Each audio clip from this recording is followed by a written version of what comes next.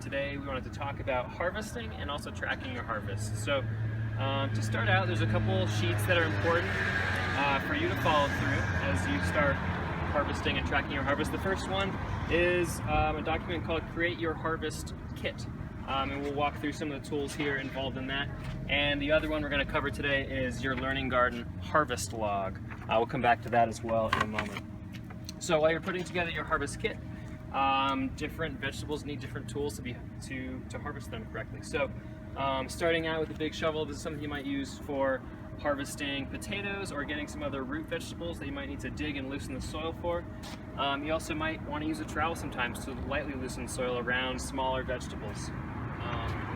Thicker stems or stalks might require a bit of cutting, maybe broccoli, so it's good to have a knife that a teacher only can use. You wouldn't be involving students with this. Also maybe a larger pair of scissors that just the teacher will use. And for some of the more delicate greens and smaller things to be harvested, it's great to have some student scissors that are kid safe that they can use to harvest as well. Once you have harvested from your garden, you're going to want to have a food safe, clean container to put those vegetables into, as well as some compostable bags. These are great things to have on hand as you're distributing produce amongst a number of students. And if you are harvesting delicate greens, like in the spring for your salad garden or in the fall as well, a salad spinner is a really good thing to have on hand. You want to take the heat off those leaves right away, and you want to clean them off so that when you weigh them, you're not weighing with a lot of extra water weight. You want to just weigh the vegetables that you've harvested. So as you get your kit together, keep all of these in mind and keep in mind what you're going outside to harvest.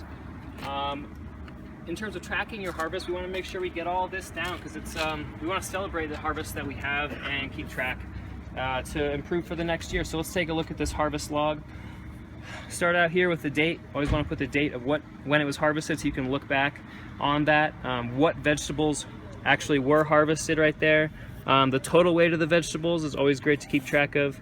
And then you want to start getting involved with who was involved and where did that go. So the number of students that were at your event that harvested, the teachers and the grades involved. This could be one grade at a time or it could be a couple.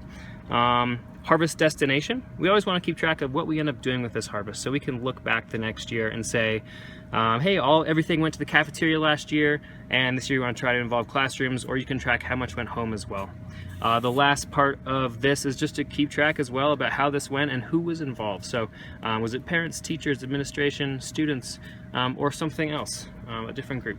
So please, as you do your harvest, please keep track of your harvests on your harvest log. And the last thing I haven't introduced yet is your scale. So obviously we're measuring by weight most of this stuff.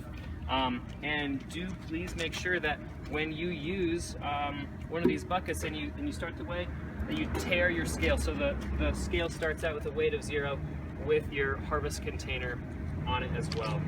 The last thing that is really important that you are aware of and keep track of as you are harvesting is to follow your local district protocols.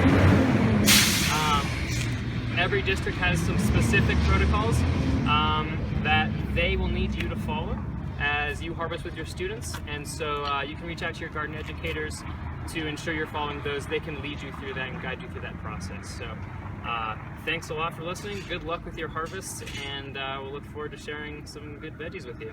Thanks.